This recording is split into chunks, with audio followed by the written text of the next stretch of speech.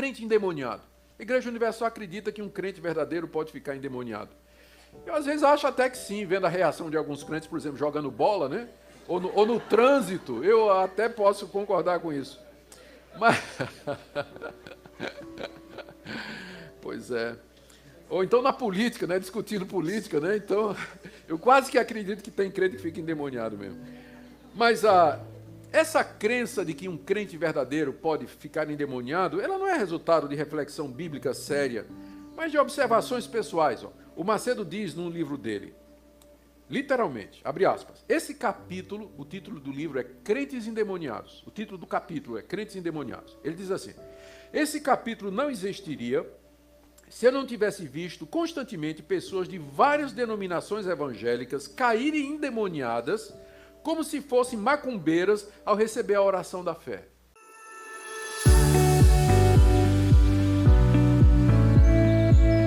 Nós teremos essa semana essa série a respeito, fazendo um contraste entre o que nós entendemos é o cristianismo bíblico e algumas religiões. E hoje eu quero começar com a Igreja Universal do Reino de Deus.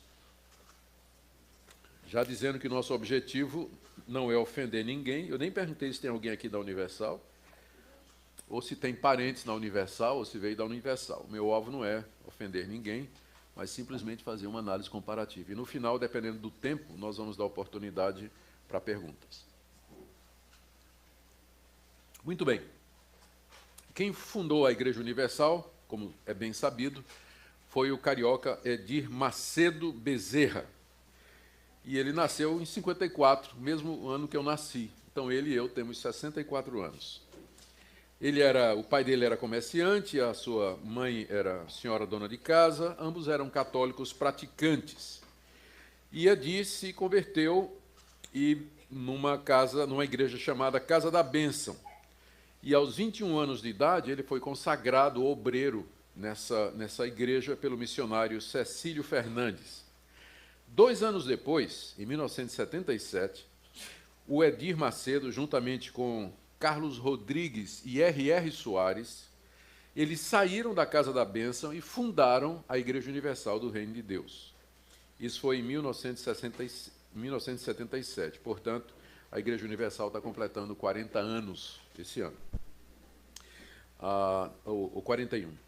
E depois de um tempo, o R.R. Soares brigou com Edir Macedo. Então ele saiu e fundou a Igreja Internacional da Graça de Deus em 1980, depois dessa briga com Edir Macedo. E em 98, o R.R. Soares expulsou um obreiro chamado Valdomiro Santiago, que saiu e fundou a Igreja Mundial do Poder de Deus. Isso foi em 1998. E de lá, um cara chamado Agenor Duque brigou com Valdomiro Santiago, saiu e fundou a Igreja Apostólica Plenitude do Trono de Deus. Então vocês veem por que eu escolhi a Igreja Universal, porque ela é a mãe de todas estas outras igrejas neopentecostais, apostólicas que nós temos hoje no Brasil. Tudo começa com Edir Macedo. Eu mencionei que ele é carioca, mas não quero ofender ninguém com isso aí, certo? Por favor. Sei que tem... Então, essa é a origem da Igreja Universal. A Igreja Universal ela cresceu muito, muito rapidamente, levantou muitas polêmicas, inclusive na mídia secular. Foi capa de Veja várias vezes, Jornal Nacional, por conta de escândalos financeiros, práticas ministeriais, liturgia controvertida e assim por diante. E a Igreja Universal, desde cedo, investiu muito pesado na mídia. O Edir Macedo, comerciante muito esperto, ele percebeu que a mídia era o caminho a ser usado. E ele é, dentro do chamado meio evangélico, o primeiro que investiu pesadamente na questão da mídia social. Aliás, primeiro no rádio, televisão e depois nas mídias sociais. Hoje, para você ter uma ideia, a Igreja Mundial é proprietária da Rede Record e da Rede Mulher de Televisão, mais de 40 emissoras de rádio, além de dezenas de empresas e empreendimentos dos variados tipos. Recentemente, a fortuna pessoal do Edir Macedo foi avaliada em 2 bilhões de dólares. Segundo o censo de IBGE de 2010, portanto está defasado, mas é a última informação que nós temos, A IURD tinha perto de 2 milhões de membros, ela já tinha sido maior, mas por conta dos escândalos, dessas divisões que eu falei e tudo, ela diminuiu um pouco de número, segundo alguns, ela vem perdendo membros. Isso aí a comprovar. Ela conta com dezenas de vereadores e deputados e senadores estaduais espalhados pelo país. Também Edir Macedo entendeu que envolver-se na política seria bom para a igreja dele. Então, ele tem, de fato, a Igreja Universal tem dado apoio a muitos desses candidatos. Para vocês terem uma ideia, a Dilma esteve na inauguração do Templo de Salomão, algum tempo atrás, vou falar sobre o templo, né? Algum tempo atrás, lá em São Paulo. Então, esse é um pouco da história da Igreja Universal do Reino de Deus. Nós vamos ver agora, fazer uma análise crítica de algumas doutrinas e práticas da Igreja. Vou, em primeiro lugar, destacar os pontos em comum que a Igreja Universal tem com as chamadas igrejas cristãs e evangélicas.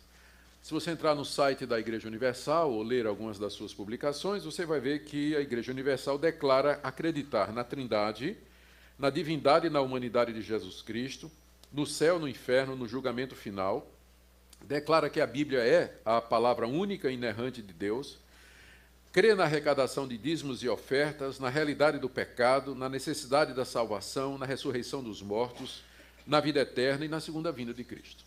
Então, essa afirmação de que a Igreja Universal crê nessas coisas, coloca a Igreja Universal dentro do espectro mais amplo das chamadas igrejas cristãs evangélicas. Mas ela também tem crenças e práticas que a colocam dentro do círculo das igrejas pentecostais. A Igreja Universal crê no batismo com o Espírito Santo, como sendo uma segunda bênção, crê na prática das línguas, crê na cura divina. Então, ela é uma igreja evangélica pentecostal. E, entretanto, ela tem práticas que a colocam, na verdade, como uma igreja neopentecostal. Neopentecostalismo é um movimento que surgiu de dentro do pentecostalismo e que gira em torno da teologia da prosperidade, a ênfase na prosperidade material como sinal da bênção de Deus, nos ministérios de libertação das pessoas oprimidas por demônios e na utilização de objetos ungidos nos cultos como sendo meio de bênção para a vida dessas pessoas. Então, isso faz com que a Igreja Universal ela seja qualificada como sendo uma igreja neopentecostal. E ela, nesse ponto, não inovou isso, porque essa prática de ungir objetos, ter objetos que transmitem bênção e maldição, isso tudo já era ensinado pela Deus é Amor, Casa da Bênção, Brasil para Cristo, mas numa menor escala. Edir Macedo usou a mídia para popularizar isso aí. E hoje é a igreja que é mais conhecida por praticar isso, né? Teologia da libertação, da prosperidade, culto de libertação de demônios e assim por aí vai. O que é que nós podíamos dizer a respeito dessas práticas e dessas crenças? Primeiro, falar um pouquinho sobre a maneira como a Igreja Universal vê o mundo, né? Eu quero dizer para vocês que esses estudos eles foram feitos, há cerca de uns 15 anos atrás, a Igreja Presbiteriana do Brasil determinou que um grupo de estudiosos e pastores fizesse uma análise do pensamento da Igreja Universal.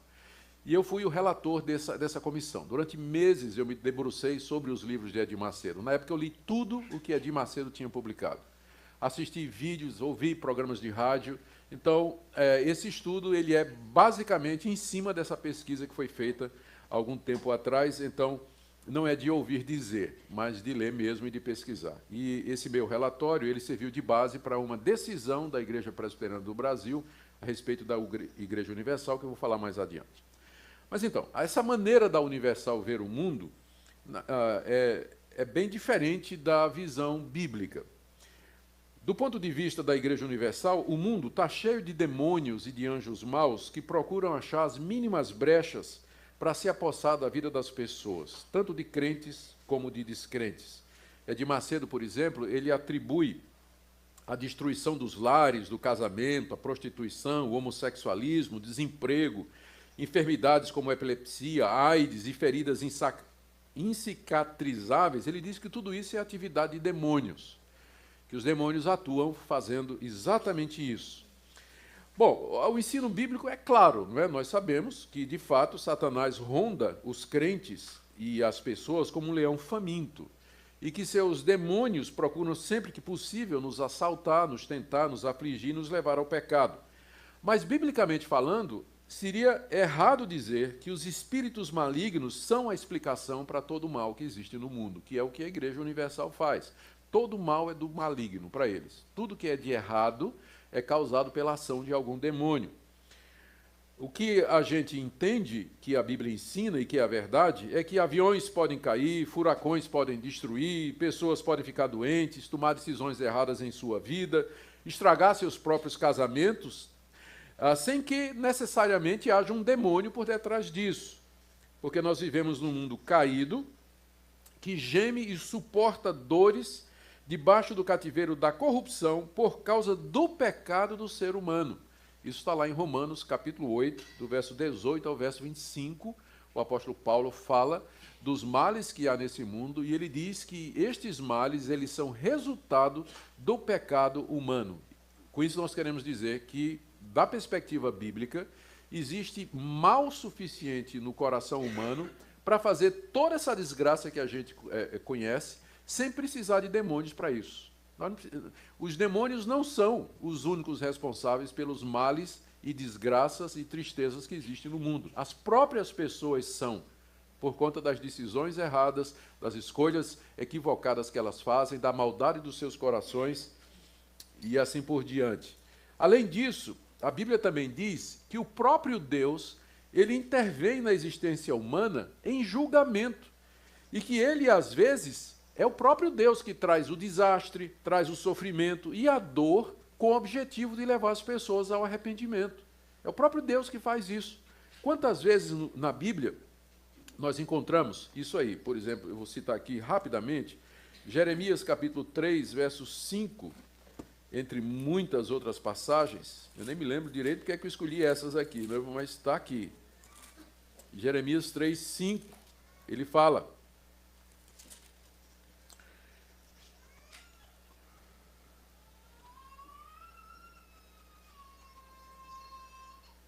assim, aqui o profeta Jeremias, no capítulo 3, ele está reclamando de Deus pelo fato da seca, pelo fato está no verso 3, foram retiradas as chuvas, não houve chuva, mas tu tens...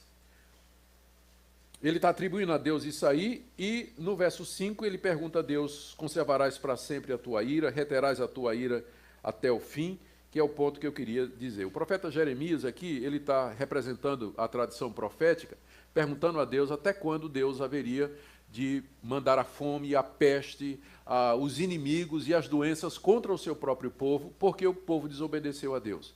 E aqui o profeta Jeremias está refletindo só o que está lá em Deuteronômio capítulo 28, quando Deus disse à nação de Israel: se vocês me desobedecerem, eu vou mandar praga, eu vou mandar peste, eu vou mandar doença, eu vou mandar seca, o gado vai morrer, eu vou mandar inimigos contra vocês, vocês vão perder tudo que vocês têm, a colheita de vocês, esses inimigos vão levar vocês prisioneiros. Ou seja, os profetas de Israel, eles sabiam muito bem que os males, com frequência, eram do próprio Deus. Era Deus que mandava, mas mandava para trazer o povo ao arrependimento. Então, se um judeu ficasse doente, ele não ia dizer assim: isso aqui é coisa do diabo, isso é obra do diabo, sai, repreende, está amarrado. Ele não ia fazer isso. Ele ia perguntar: será que isso vem de Deus? Será que Deus está me corrigindo? Deus está fazendo isso porque eu estou andando nos caminhos errados? Então, essa visão da Igreja Universal, ela é muito reducionista. Ela acha que todo mal, tudo de ruim que acontece, é causado pela ação de algum demônio no mundo. E ao fazer isso, está distorcendo o ensino bíblico, porque tira a responsabilidade do homem e esquece que Deus, às vezes, faz isso para corrigir o seu próprio povo. Essa visão da Igreja Universal é mais parecida com a do mundo pagão.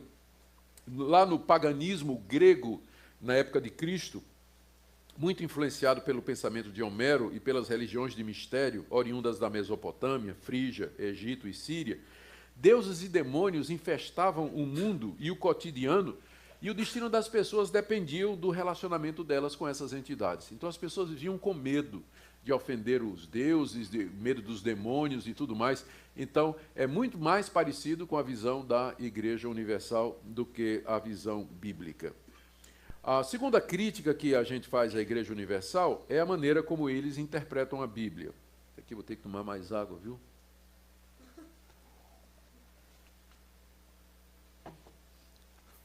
Essas crenças e práticas defendidas pela Igreja Universal, elas são apoiadas pelos seus líderes, missionários, pastores, por um sistema de interpretação da Bíblia extremamente deficiente.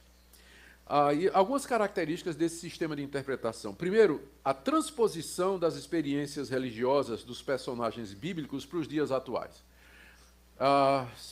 Se Abraão teve um chamado de Deus para largar sua terra, sua parentela e receber uma promessa, significa que você pode receber a mesma coisa. Então, o Deus de Abraão é o mesmo Deus seu. Deus pode aparecer a você e você pode ter a mesma experiência de Abraão. Deus lhe fazer promessas de que vai lhe dar vitória, vai lhe dar bênçãos e tudo mais. Então, eles pegam a Bíblia como se fosse uma coleção de experiências religiosas que Deus pode fazer no dia de hoje. E se esquece de que há muita coisa na Bíblia que tinha um propósito histórico definido. O chamado de Abraão é único. Quem mais Deus chamou e prometeu, na tua descendência serão benditas todas as nações da terra, por exemplo? A experiência de Abraão foi única, Deus só fez uma vez. Só tem um homem que Deus chamou e com quem fez uma aliança, prometendo dar a ele uma terra, e daquela terra sairia um povo de onde viria o Messias, o Salvador do mundo. Vocês acham que Deus fez isso com outras pessoas? Ou que Deus faz isso hoje com outras pessoas? É claro que não. Então, a Bíblia não é uma coleção de experiências religiosas que você pode dizer a Deus, eu quero sentir isso ou experimentar isso no dia de hoje. Você tem que ler a Bíblia no seu contexto histórico, no momento da história. A Bíblia registra os atos salvadores de Deus, e alguns desses atos, eles são irrepetíveis, eles não se repetem. Deus chamou a nação de Israel de tantas outras nações e disse, vocês são o meu povo. Com que outra nação Deus fez a mesma coisa? Depois de Israel? Mais nenhuma. Então, há atos de Deus que não se repetem, que foram feitos num determinado momento para construir a história da redenção, mas não para a Igreja Universal. Por exemplo, eles acham que da mesma forma que Deus fez uma aliança com Noé, nós podemos fazer também uma aliança com Deus. Assim como Josué cercou as muralhas de Jericó e ao som das trombetas essas muralhas caíram, assim nós podemos cercar as muralhas das dificuldades e problemas e derrubar em nome de Jesus. Tem vídeos na internet de gente da Universal, na verdade, tem até do Agenor Duque, o pessoal usando uma trombeta de plástico, cercando uma muralha de isopor e aí derrubando com os pés, não é? Para refletir, dramatizar e achar que com aquilo Deus está derrubando, cercando e derrubando todos os seus problemas. A vara que Moisés usou, tem até uma história interessante, um cidadão que foi para uma dessas reuniões e lá ele comprou o cajado de Moisés, que é pago, né? Comprou o cajado de Moisés. O que foi dito a ele é o seguinte, aonde você tocar com o cajado de Moisés, Deus vai lhe dar aquilo que você tocou. Ele saiu de lá satisfeito, saiu da igreja, do outro lado estava estacionado um carro do ano, ele chegou lá e deu uma cajadada no carro, o alarme explodiu, era do delegado de polícia, o cara foi preso com vara e tudo, né? Então, é esse tipo de coisa que é feito, né? Querendo imitar, transpor para os dias de hoje aquelas experiências que você encontra na Bíblia. O cajado de Jacó, os aventais de Paulo, né? Tudo isso. Paulo teve uma época, lá em Atos, creio que é 19, Paulo em Éfeso, que diz lá que as roupas de Paulo eram usadas para expelir demônios e curar doentes. Então, eles dizem, o Valdomiro Santiago usa um lenço, né, cujo suor supostamente aquele lenço tem poderes miraculosos e tudo mais. Então, eles transpõem as experiências e os relatos bíblicos como sendo alguma coisa para hoje, esquecendo de ler a Bíblia no contexto e dentro da visão da história da redenção.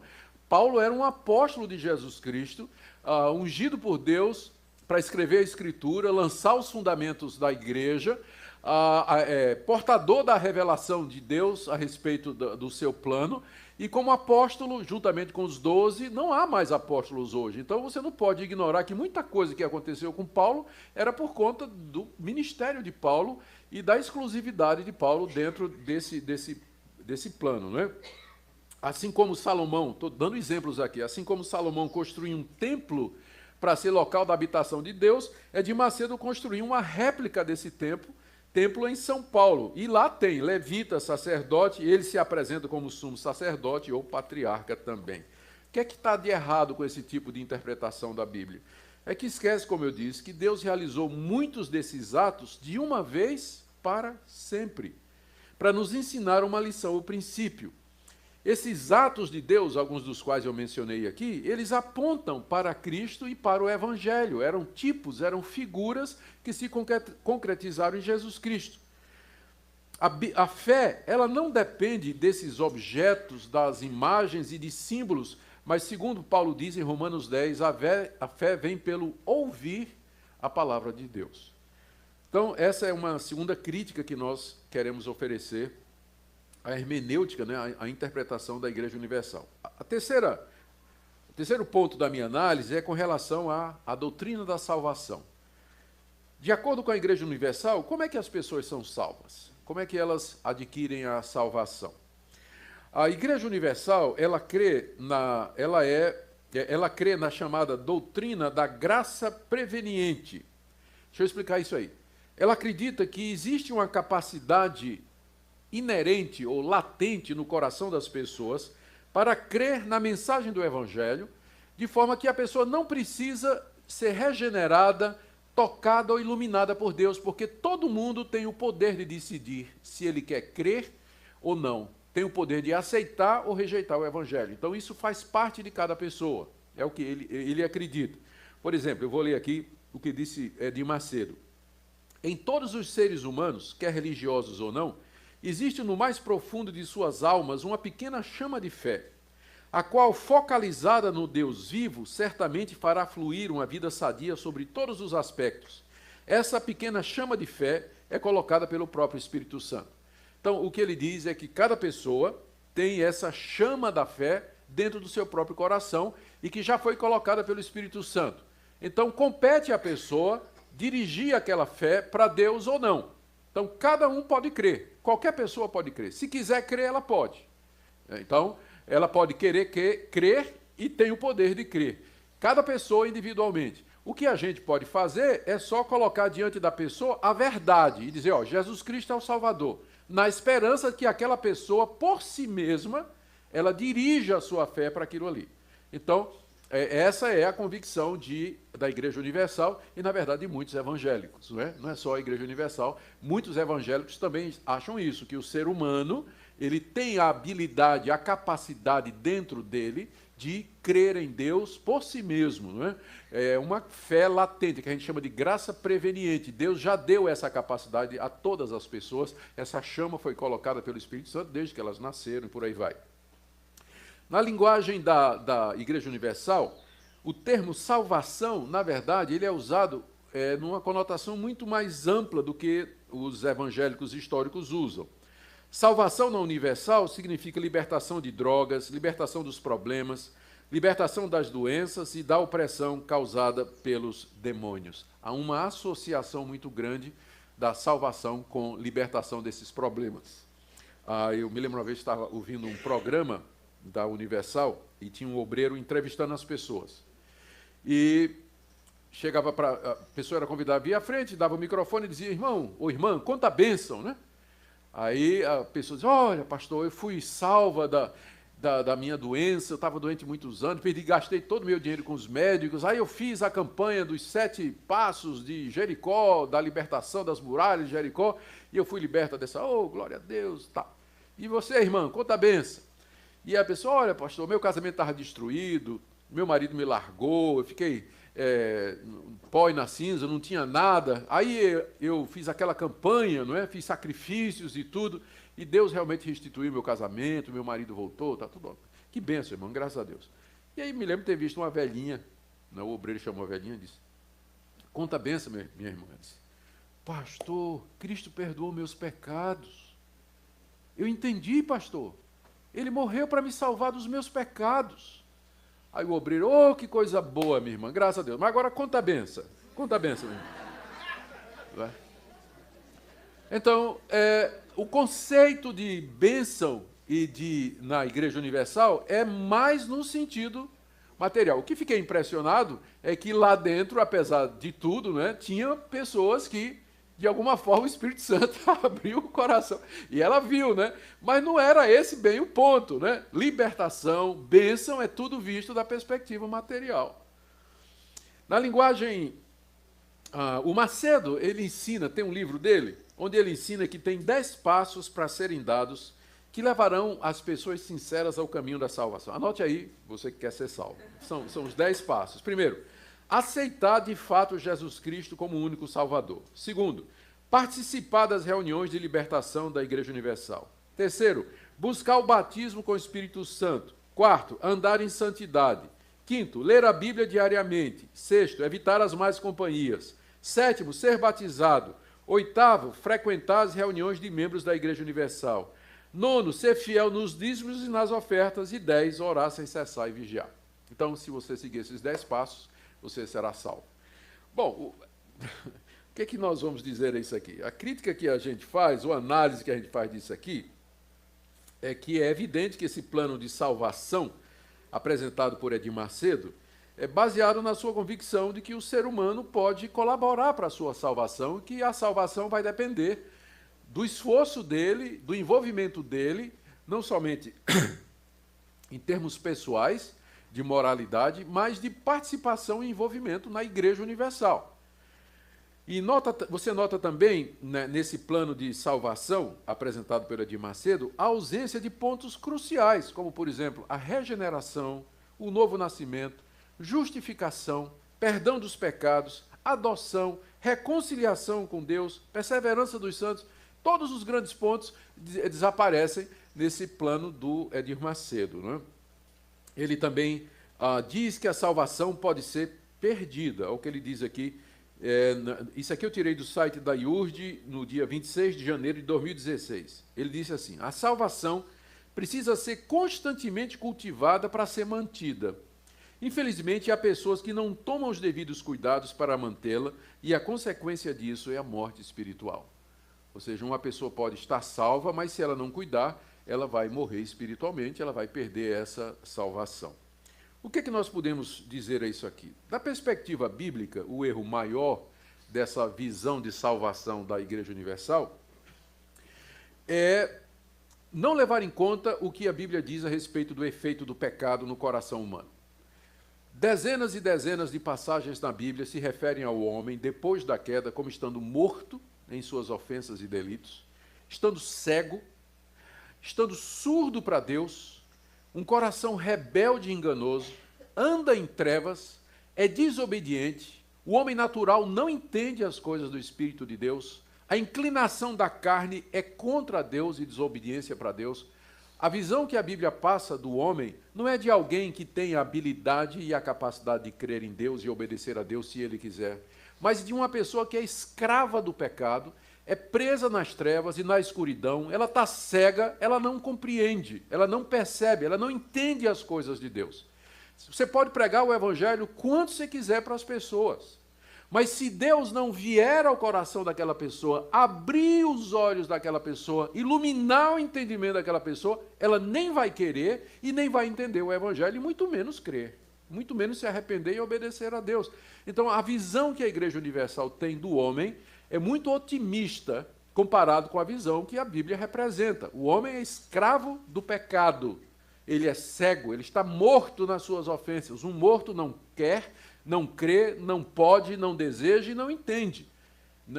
É isso que a metáfora significa quando Paulo diz, lá em Efésios capítulo 2, que nós estamos mortos em nossos delitos e transgressões.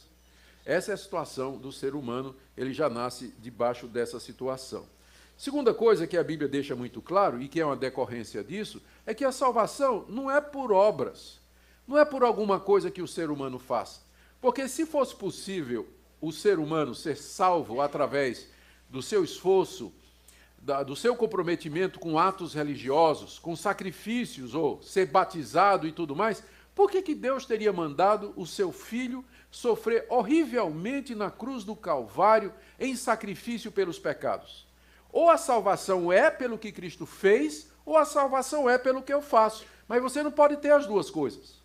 Os dois sistemas se excluem. Ou é pelo que Cristo fez, ou é por obras.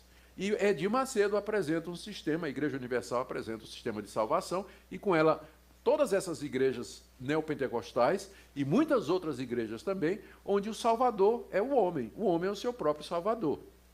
Ele pode crer em Deus, ele pode perseverar, ele pode fazer atos e fazer sacrifícios, se envolver com compromissos e atividades na sua própria igreja, de maneira a garantir a sua salvação. Esquecendo que é pela graça sois salvos por meio da fé, e isso não vem de vós, é dom de Deus, não vem de obras, para que ninguém se glorie. Esse é o ponto central, a crítica maior que é feita à Igreja Universal e às igrejas que saíram dela, porque elas apresentam a salvação do homem como sendo resultado da perseverança, do esforço e do apego do homem a Deus. Sem a graça de Deus, sem a ação do Espírito Santo, sem a misericórdia e a intercessão de Jesus Cristo em nossa vida, nenhum de nós aqui jamais será salvo. Nossos esforços, eles são em vãos e insuficientes. Agora vamos falar um pouquinho sobre cura divina. O Macedo entende que as doenças, elas são um resultado direto da operação de espíritos malignos. Aqui eu vou ler uma entrevista que ele deu nas páginas amarelas da Veja, alguns anos passados. Ele fez a seguinte declaração, que há pessoas que têm feridas nas pernas que não cicatrizam nunca. Por quê? Aquilo é um espírito que está alojado ali. Aqueles que têm dor de cabeça constante, dor na espinha, tem alguém aqui com dor nas costas? Aquela que não há médico que descubra a causa, isso é resultado da ação de um espírito maligno.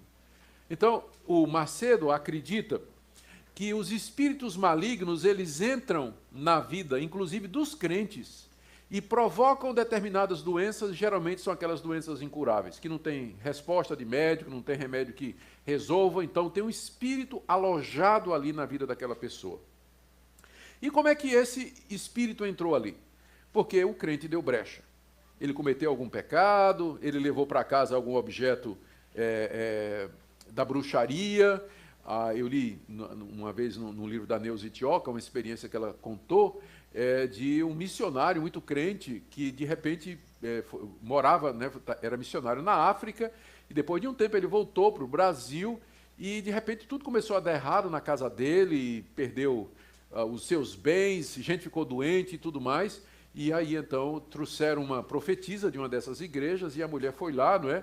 E orou nos quartos e tudo mais, teve uma revelação de que o problema era uma imagem que ele tinha trazido lá da tribo. Ele trabalhou durante muitos anos com a tribo, e ele era uma tribo idólatra, né, que adorava deuses, e eles tinham aquelas imagens em tudo, e esse missionário acabou trazendo uma daquelas imagens, não para adoração nem para nada, né, mas até cultura ou lembrança do que era aquilo. E a mulher disse, olha, isso aqui deu autoridade e abriu as portas para que um demônio entrasse na sua família, na sua casa, e então trouxesse todos esses males. E depois que eles queimaram, né, quebraram as maldições e quebraram aquela imagem, tocaram fogo, então a paz e a tranquilidade de fato voltaram.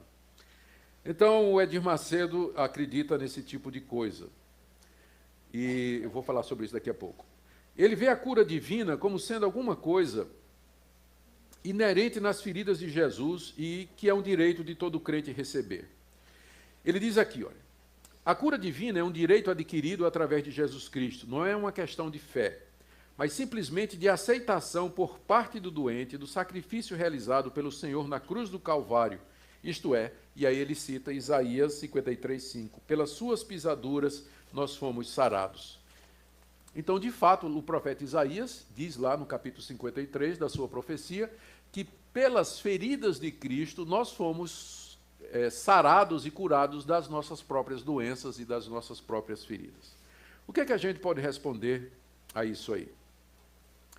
Primeiro, o que é que o profeta Isaías, e na verdade Mateus, se você quiser abrir comigo aqui, é importante essa passagem, Mateus capítulo 8, que é muito citada por Edir Macedo e por outros que defendem a cura divina como um direito do crente. Mateus 8, 16 em diante. Chegada a tarde, trouxeram para Jesus muitos endemoniados, e ele meramente com sua palavra expeliu os espíritos e curou todos os que estavam doentes. para que se cumprisse o que fora dito pelo profeta Isaías. Ele mesmo tomou as nossas enfermidades e carregou com as nossas doenças. Então, Mateus, ele pega a profecia de Isaías e diz que, ao curar os doentes, Jesus estava cumprindo aquilo que Isaías tinha dito, que o Messias levaria sobre si as nossas doenças. Não só os nossos pecados, mas as nossas doenças também.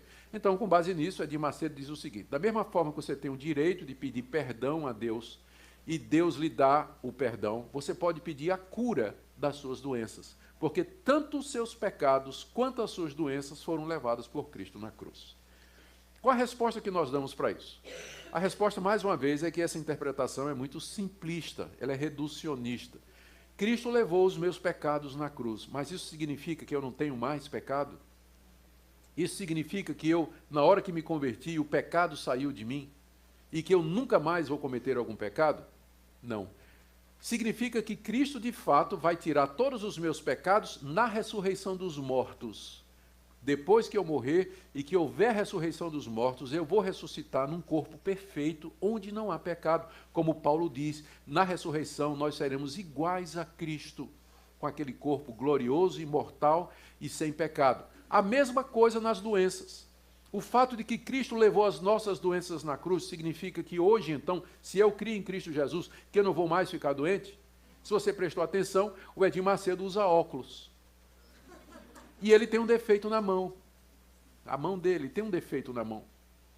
Significa que eu não vou ficar mais doente e que, portanto, não vou morrer? Porque qual é a causa maior de mortes hoje? Doença, não é? Tem algum imortal dentro dessas igrejas? Alguém que já viveu 200 anos, 300 anos? Não tem. Até porque essas igrejas surgiram apenas há 100 anos atrás, mais ou menos, né? Alguma coisa assim. Então, o que significa é que Cristo levou nossos pecados e nossas doenças, mas a aplicação disso será no fim da história.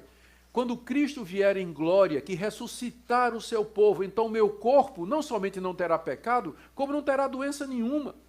E na eternidade não vai ter doença e não vai ter pecado, por conta daquilo que Cristo fez na cruz. Cristo levou nossas doenças e nossos pecados na cruz, mas Deus administra isso através da história. Ele não dá tudo de vez. Ele me perdoa da culpa do pecado, e se eu orar e Ele quiser, Ele pode me salvar das minhas doenças hoje, mas não significa que Ele vai me livrar de todas as doenças e que eu tenho o direito de que Ele me cure toda vez que eu peço. Que esse é o problema da Igreja Universal. Por isso que eles marcam a reunião de cura. Quarta dos milagres. Venha cá receber sua cura, porque eles acham que o crente tem direito a ser curado porque Cristo levou na cruz as doenças. Mais uma vez eu digo, isso é uma interpretação simplista da Bíblia. E o que é que acontece? O cara vai lá, reivindica a cura, não é? E não fica curado, e aí o que é que eles vão dizer para ele? Você não teve fé. Não é que a pessoa não teve fé, a pessoa creu, a pessoa pediu. Mas só que ela pediu uma coisa que Deus nunca prometeu, que sempre haveria de curar as nossas doenças. E quando vem a decepção, aí larga a igreja, acha que Deus é mau, ou que Deus não existe. Por isso que tem tanto desigrejado hoje. É gente que ficou decepcionada com essas promessas que foram feitas nessas igrejas e que nunca aconteceram.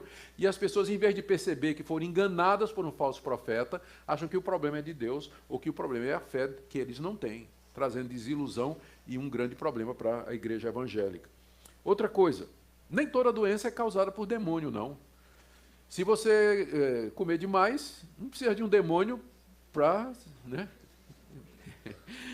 para a barriga chegar primeiro e você chegar depois. Não precisa de um demônio para isso. Se você não dorme o suficiente, se você trabalha e não cuida do seu corpo, você vai ter problema. Não precisa de Satanás para isso, não. Então, tem doenças que são resultado de hábitos errados nossos, escolhas erradas que nós fazemos. E aquelas outras que não são, elas não foram necessariamente causadas por um demônio. Tem pessoas que nascem, né, muita gente nasce com problemas, tanto fisicamente quanto emocionalmente e psicologicamente. E não foi necessariamente um demônio, mas é o resultado da queda, do pecado da raça humana. O pecado nos afetou e a nossa descendência. De maneira que os nossos filhos, eles nascem com defeito moral, eles já nascem inclinados para o mal, e com defeito físico, defeito psicológico, emocional, já nasce com isso. Não precisa o diabo para isso. A Bíblia é muito clara quando fala sobre isso. Também Deus nem sempre quer curar. Nem sempre Deus quer curar. Paulo pediu para Deus tirar um espinho na carne. 3 vezes pediu a Deus e a resposta de Deus foi não. O profeta Eliseu diz lá no segundo livro dos Reis, no ano em que o profeta Eliseu morreu da doença em que ele havia de morrer. Eliseu tinha ressuscitado o filho da mulher de Sarepta, tinha multiplicado pães, tinha feito levitar um machado. Se tinha um homem de fé no Antigo Testamento, era o profeta Eliseu, que era o sucessor de Elias, mas ele morreu doente. Paulo não conseguiu curar Timóteo, mandou que ele tomasse vinho com água, uma sangriazinha discreta ali, né, para não provocar os irmãos que não gostam de vinho. Então Paulo mandou Timóteo misturar um pouco de água com vinho por causa, veja só o que Paulo diz, do teu estômago e das tuas frequentes enfermidades. Timóteo, um homem de Deus, companheiro de Paulo, o grande apóstolo dos gentios, que curava a gente só com a roupa, mas não curou Timóteo. Passou um remedinho caseiro, né? Muito bom para úlcera, inclusive, né? Passou um remedinho caseiro para resolver o problema de Timóteo. Então, o resultado é que tem pessoas que ficam extremamente decepcionadas. Gente, crente endemoniado. A Igreja Universal acredita que um crente verdadeiro pode ficar endemoniado. Eu, às vezes, acho até que sim, vendo a reação de alguns crentes, por exemplo, jogando bola, né? Ou no trânsito, eu até posso concordar com isso. Mas... Pois é. Ou então na política, né? Discutindo política, né? Então, eu quase que acredito que tem crente que fica endemoniado mesmo. Mas essa crença de que um crente verdadeiro pode ficar endemoniado, ela não é resultado de reflexão bíblica séria, mas de observações pessoais. Ó. O Macedo diz num livro dele, literalmente, abre aspas, esse capítulo, o título do livro é Crentes Endemoniados. O título do capítulo é Crentes Endemoniados. Ele diz assim, esse capítulo não existiria se eu não tivesse visto constantemente pessoas de várias denominações evangélicas caírem endemoniadas como se fossem macumbeiras ao receber a oração da fé. Então, em que é que ele baseia a declaração dele de que crente fica endemoniado? É que nas reuniões da Universal, quando ele vai fazer a oração da fé, presbiteriano, batista, metodista e tudo mais, tudo cai, né, como se fosse macumbeiro e tivesse endemoniado. Então, essa é a explicação que ele dá. Se a oração da fé é para expelir demônio e o presbiteriano cai na hora que você faz a oração da fé, qual é a conclusão? Estava endemoniado. Que estava endemoniado. E ele acredita nisso mesmo. Segundo ele, se o crente cair em pecado, ele pode ser possuído por um demônio. Bem, o que é que nós podemos dizer sobre isso? Bom, eu não sei explicar por que essas pessoas caem, né? Tem várias explicações. Tem o charlatanismo, né? Gente que é paga para fazer isso. Tem gente que nunca foi crente, né, de verdade. E tem todo esse aspecto psicológico, sem negar a possibilidade de possessão demoníaca real. Eu creio que há possibilidade, sem dúvida, não só possibilidade, mas há casos de pessoas que ficaram, de fato, endemoniadas. Mas daí fazer essa generalização é ignorar o que diz a Bíblia a respeito desse assunto. Por exemplo, a Bíblia nos diz que o Senhor Jesus Cristo realizou uma obra completa por nós e que seu Espírito Santo habita no verdadeiro crente. E não tem como você pensar na possibilidade de uma pessoa que tem o Espírito Santo habitando nele, ser ao mesmo tempo habitada por demônios. Neuza Itioca resolve esse problema no livro dela, dizendo assim que o Espírito Santo habita no nosso espírito, mas os demônios se alojam na nossa alma. Então, essa explicação só vale se você acreditar que o homem é corpo, alma e espírito. Mas grande parte dos evangélicos acha que, com razão, que espírito e alma é a mesma coisa. É apenas o aspecto espiritual do homem, que a Bíblia às vezes chama de alma, às vezes chama de espírito. Então, ela faz essa distinção para poder explicar, porque ela percebe que é um problema. Como é que você admite que uma pessoa que tem o Espírito Santo, ao mesmo tempo tem um demônio morando dentro dela? Então, eles fazem essa compartimentalização. Além do mais, faltam exemplos no Novo Testamento. Não tem nenhum exemplo no Novo Testamento de Jesus ou os apóstolos expulsando demônios de quem já era discípulo de Cristo. Nunca. Sempre a expulsão de demônio era de pagão, era de ímpio, de gente que não conhecia Jesus Cristo. Mas não há um único caso de um cristão tendo um demônio expelido no Novo Testamento. Há várias passagens no Novo Testamento que dizem que um crente não pode ser possuído. 1 de João, por exemplo, no final da 1 de João, o apóstolo João diz: maior é o que está em nós do que aquele que está no mundo. E também João diz assim: se alguém é de Cristo, o diabo não lhe toca. Tocar ali não é que o diabo não possa tentar, mas que ele não se apossa de mim, ele não me domina, ele não controla mais a minha vida, ele perdeu esse controle no dia que Cristo entrou na minha vida pelo Espírito Santo. Então esse tipo de ensino diminui a obra de Cristo, diminui a obra do Espírito Santo, diminui o poder de Deus e faz do diabo aquilo que ele não é. Dá ao diabo um cartaz, né, uma posição que o diabo, na verdade, não tem. Maldição hereditária. Estou chegando no fim, gente. Maldição hereditária. Olha, isso aqui se espalhou pelo meio evangélico de uma forma terrível. Olha o que é que diz Macedo sobre espíritos familiares. Ele diz que esses espíritos familiares acompanham as gerações de uma família, causando sempre o mesmo mal. Ele diz assim, ó, veja, por exemplo, fulano de tal é bêbado, mas tinha um pai que era bêbado e um avô que era bêbado, e um bisavô que era bêbado. Então tem um espírito maligno que acompanha a família, fazendo com que sempre tenha bêbado naquela família. Fulano é adúltero, mas o pai também era adúltero, e o avô também foi adúltero, e o bisavô também foi adúltero. Então, como é que explica isso? É porque tem um espírito familiar que acompanha aquela família, fazendo com que isso sempre aconteça ali. Fulano é divorciado, mas veja, o pai também era, o avô também era, e assim por diante. Aí ele faz, olha o que ele diz aqui. Existe um espírito que só atua na destruição do lar. É o chamado espírito familiar. Você pode verificar isso a partir das etapas que o casal enfrenta na vida.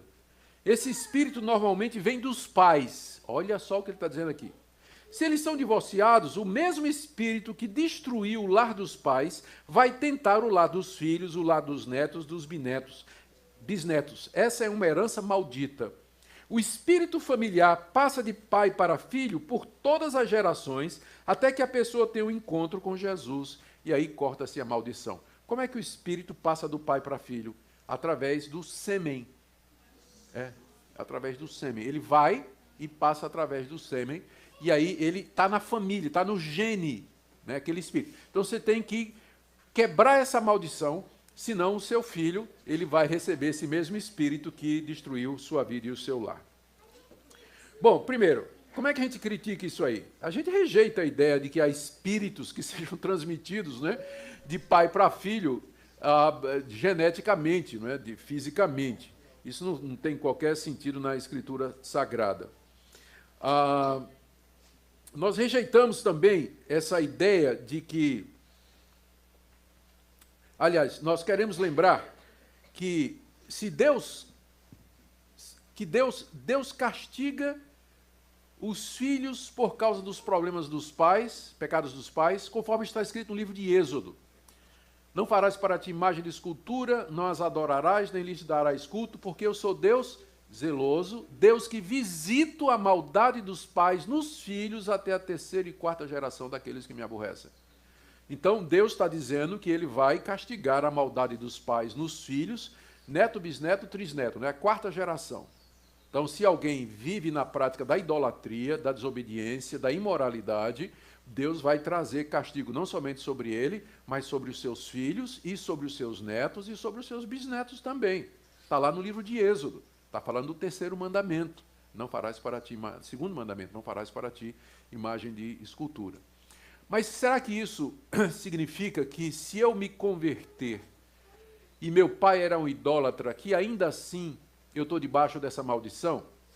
O profeta Ezequiel, no capítulo 18, e você pode depois conferir, ele interpreta essa passagem e ele diz que se um homem ímpio gerar um filho que veja o erro dos seus pais, se arrepender e não cometer esses erros, o castigo do pai não será aplicado ao filho. E aqui você tem a interpretação correta. Deus castiga o pecado dos pais nos filhos se os filhos andarem nos mesmos pecados que os seus pais andaram. Então, se você seguir no caminho dos seus pais foram rebeldes contra Deus, idólatras, imorais, se você andar no mesmo caminho, Deus vai fazer cair sobre você o castigo que era para o seu pai. Você vai receber também porque você está praticando a mesma coisa que seu pai fez. Mas, como diz o profeta Ezequiel lá no capítulo 18, se o filho vir o erro do pai, se arrepender e não cometer, então ele não será castigado pelo erro do pai. Então, a responsabilidade é individual. Então, não tem isso de espírito familiar. Vai ter, né, quer dizer, você vai sofrer se você andar nos mesmos pecados que os seus pais andaram. Mas se uma pessoa se arrepende dos seus pecados e ela crê em Jesus Cristo, todas as maldições, todos os compromissos foram quebrados naquele momento. Eu digo isso porque a prática de quebra de maldição é muito comum nessas igrejas, na Igreja Universal também. Se alguma coisa está dando errado na vida do crente, então tem que quebrar a maldição, porque está amaldiçoado. Alguma coisa que seu pai fez, alguma coisa que seu avô fez, e aí faz aquelas reuniões, tem todo um ritual de quebra de maldição. Paulo diz em Colossenses capítulo 2, que na cruz do Calvário, Cristo levou sobre si as nossas maldições. Ele se tornou, diz em Gálatas, que ele se tornou maldição em nosso lugar.